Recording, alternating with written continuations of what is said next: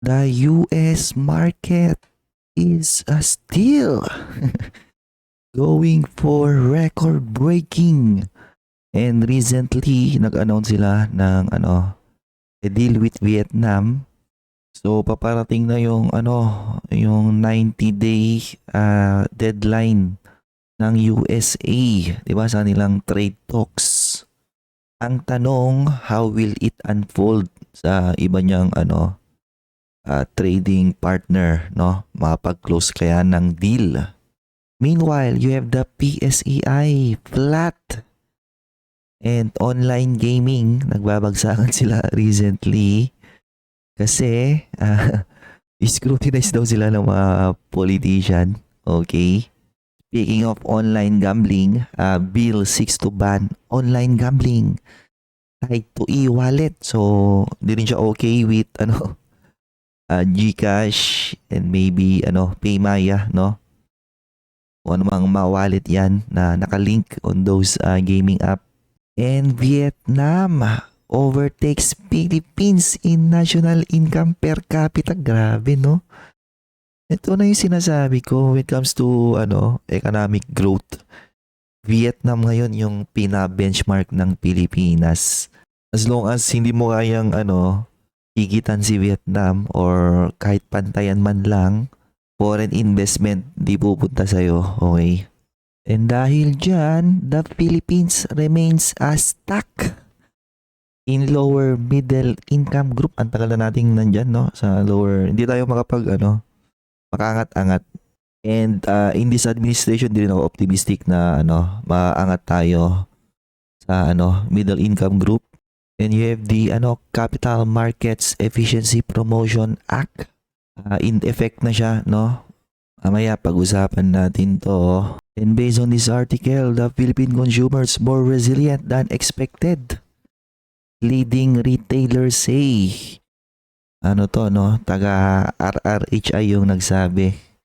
So mamaya I'll give my opinion on the consumer spending ng Pilipinas. And on some corporate news, DG Plus all set for September debut in Brazil. Ang tanong, magsasucceed kaya sila on a new territory?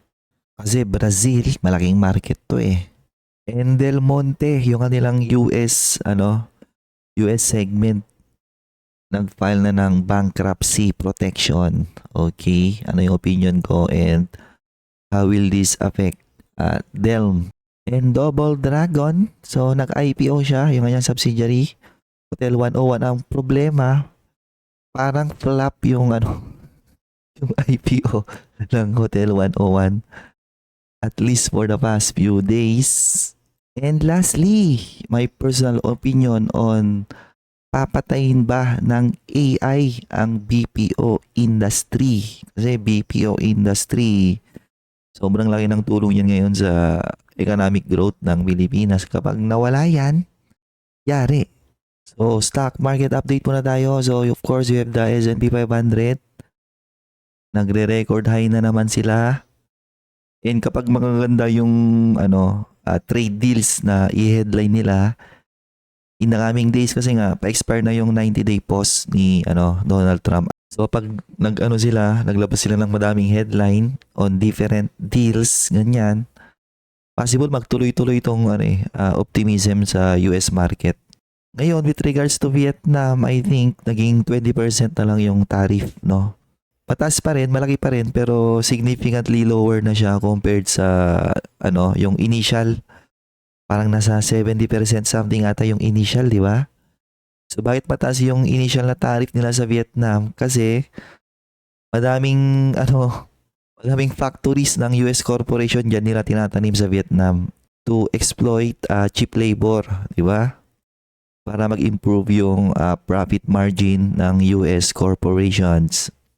Ang tanong, Pilipinas kaya, no? Pilipinas nasa tayo, 17%. Feeling ko gano'n na yun, magbabago. Siguro, pinaka-optimistic is yung pinaka-base na 10%. Pero feeling ko 17% yan. Kasi ang Pilipinas, no, feeling close lang naman tayo sa US eh. Pero in general, ang US wala namang pakialam yan sa Pilipinas eh. So ang pina-forecast ko sa tariff natin after the deadline is mga 15 to 17, di ba? Feeling ko di na bababa doon. Meanwhile, you have the PSEI flat.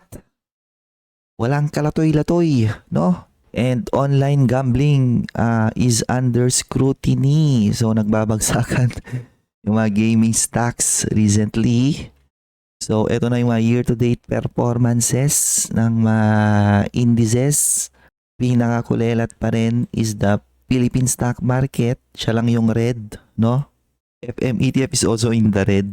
Pero malapit na siya mag-green. Meanwhile, you have the US market, no? Humahabol. Grabe. Pero, ang pinaka optimistic na market is the international and the emerging. Malapit na silang mag-bull run, no? Which is, 20% plus year to date. Southeast Asia, hindi rin okay, no? 2.45. Hindi siya pinipitik, And the world market, world index is almost 10%. Meanwhile, my personal dividend retirement portfolio is still in the green, is still massively outperforming PSEI. And in fact, tinatalo ko pa rin ang international and emerging. May mga matatanggap pa akong dividends throughout the year that can still push my year to date to around 20%. Ngayon, tapos na yung June. So, July is siguro may mga mangilan-ngilan na tayong mababasa dyan ng mga press releases, performances of companies based on second quarter. And then by August, siguro dyan na maglalabasan ulit yung mga financial report.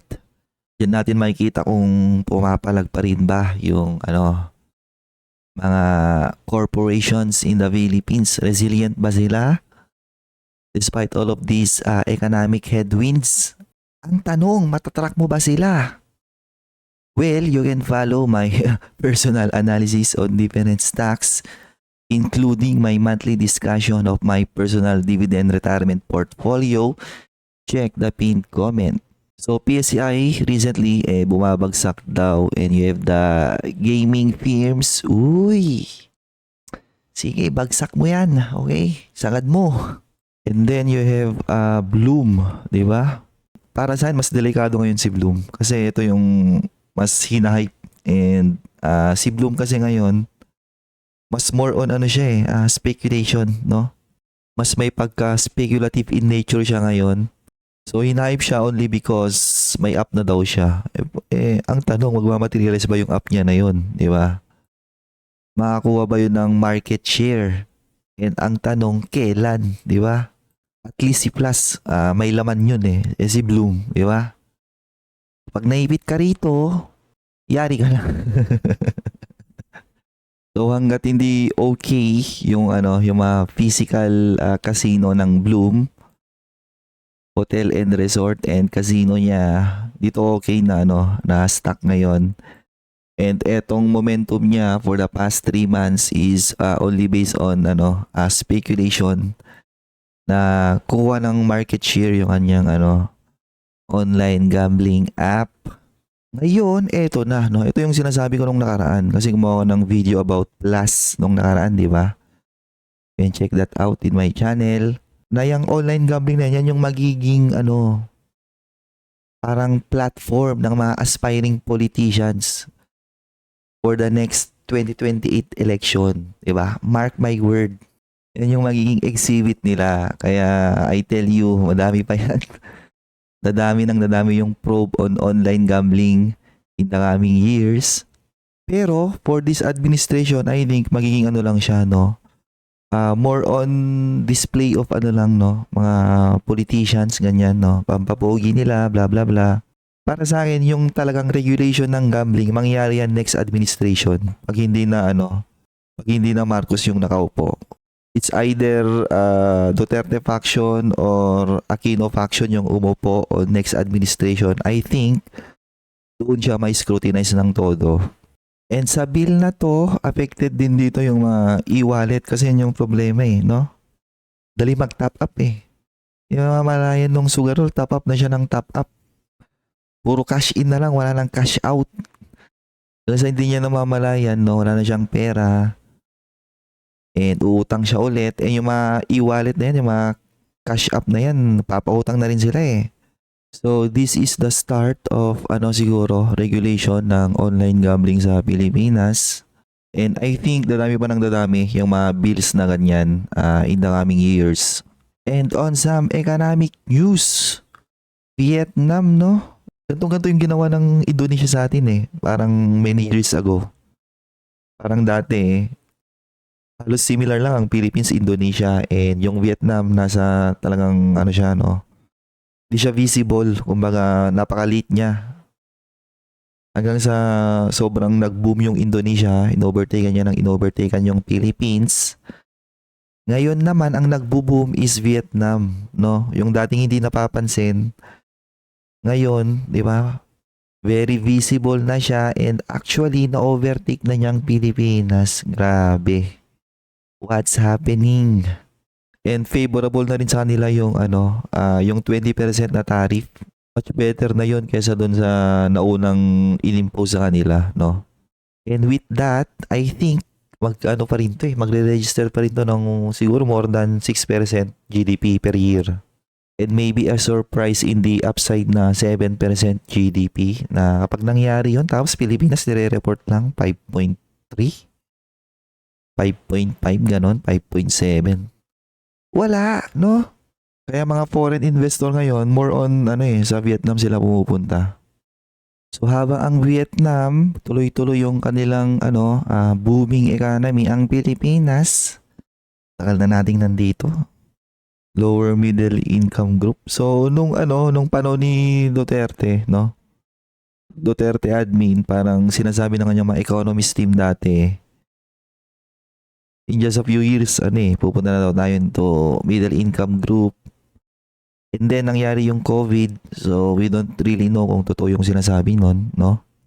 Ngayon, ganoon ulit yung sinasabi ni Recto, no? Sabi ni Recto, nabasa ko recently, in 2 years time, pupunta raw tayo into middle income group. Pero, di pa na ako naniniwala, no? Hanggat hindi nag-boom yung ating export industry, feeling ko mahirapan tayo. Meanwhile, sabi ni President Marcos, CMEPA encourages more Filipinos to invest in the PH capital market kasi nabawasan na yung transaction, no? Tax transaction.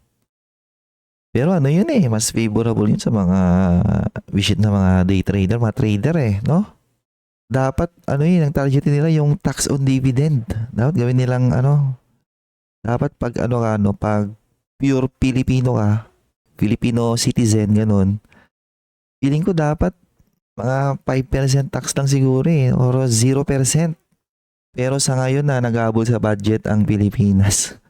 Medyo malabo yon.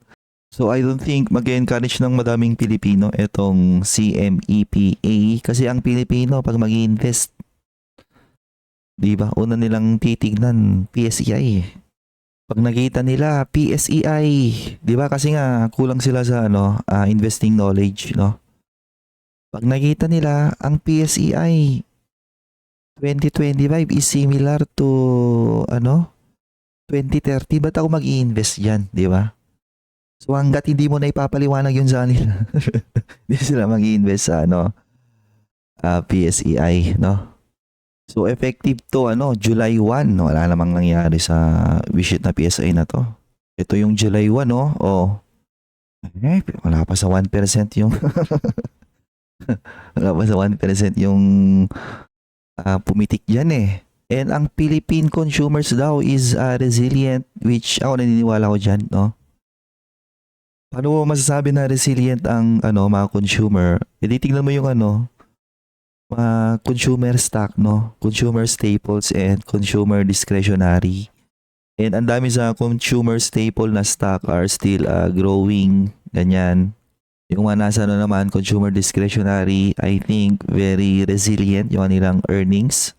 Maski pag pupunta sa mga mall di ba? Pag mga holiday, ganyan, long weekend, daming tao eh. Dami talagang namimili pa rin. So, ba't nangyayari yun? Kasi nga yung consumer spending ng Pilipinas, a big part of it is yung mga remittances, mga BPO, virtual assistant, content creator, ganyan. Mga nag-earn ng pera outside Philippines, di ba? Ang tanong, mag-continue kaya itong resilient earnings na to for 2025, lalo na't pababa na yung inflation? Feeling ko yes, no? Continue pa rin yan. Lalo na't yung Q1 nila is magaganda kaagad, no? Anyways, malapit na yung second quarter, so we'll see, di ba? And on some corporate news, DigiPlus papasok daw sa Brazil market. Nako, feeling ko di sila magsasucceed dyan. Well, yes, makakuha sila ng maybe some profit, pero feeling ko hindi. Sa dinami-dami ng businessman dyan sa Brazil, do you think wala pang gumagawa niyan ngayon dyan? Di ba? Brazil is a way much bigger economy than the Philippines. So do you think sa dami-dami ng mga businessman dyan na malalaki, wala bang nakakaisip ng magpasugal? Malamang meron na, no? Meanwhile, Del Monte, yung kanilang US subsidiary, nag-file ng bankruptcy. I think na-mention ko na to a few months ago. Ito na yung ginawa kong parang fearless forecast ko na maaaring mag-file ng bankruptcy yung Del Monte kasi hindi maganda yung nangyari sa business, no? Especially yung kanilang US subsidiary kung saan yun talaga yung nag-underperform. So, I think kapag kinat off nila yung nilang US subsidiary, long term baka maging okay pa yung magiging fundamentals ng Del Monte. Pero sa ngayon, wala, no? Dahil bang magdadaanan to na transition, ganyan, reconfiguration ng management, restructuring. So I think Del Monte, for the years to come, kailangan mong ignore muna to, di ba? And Hotel 101, nag-flop yung kanilang IPO. So ang expectation ko rito dahil very greedy ngayon ang US market, pipitikin to. Kasi pag pinitik yung stock nito, mas madali silang makapag-raise ng capital. And kapag nagkapag-raise sila ng capital, I think magbe-benefit yun yung Double Dragon, no? And baka ma-reprice siya sa kanyang, sa tingin ko na fair value niya. However, nag-flop. Pinapadapa to ngayon HBNB. Ito ata ticker symbol niya eh. Ito, Hotel 101 Global Holdings. Ayun, no? Nag-flop. So, pagkatapos siyang pitikin, ayun, no? Di ba? So, habang pababa ng pababa, itong stock na to, mas mahirapan tong mag-raise ng capital. Di ba? So, dahil flop siya, anong nangyari kay Double Dragon ngayon, no? Mali yung prediction ko di ba? Ayan, no? 13. Anyways, we'll see kung tuloy-tuloy ba yung flop ng HBNB na yan, no? And lastly, my personal opinion, kung papatayin ba ng AI ang BPO, my answer is yes, pero hindi lahat, no? Kasi madaming klase ng BPO and a lot of BPOs yung mga low quality na BPO, no? Ibig sabihin ng low quality hindi ganoon ka-complicated yung ginagawa nila. So in the short term, I think yun yung papatayin ng AI, di ba? Kasi grabe yung AI na yan sobrang bilis na kanyang development. So who would have thought 5 years ago na magkakaroon ka ng ganito klase ng development on artificial intelligence na halos lahat kaya na niyang sagutin Kung nakarang araw, kausap ko yung pamangkin ko na nasa college. Nagtitik ng engineering, sabi ko. Or tinanong ko yung mga major niya. And sabi niya, madami daw sa kanyang major, dalian sila. Ganun. Then tinanong ko siya, gumagamit kayo ng chat GPT, no? And then sabi niya, oo, tapos tatawa-tawa. Diba? Kasi nga habang patagal ng patagal, no? Patalino ng patalino talaga yung mga artificial intelligence until eventually pati siguro mga high quality na BPO until eventually kaya niya na ring patayin yun, no? Pero pag nanonood ako ng mga interview ng mga nasa BPO industries, common nilang sinasabi hindi daw sila natithreaten sa AI pero Masinungaling. Nagblablaf lang yung mga yun eh.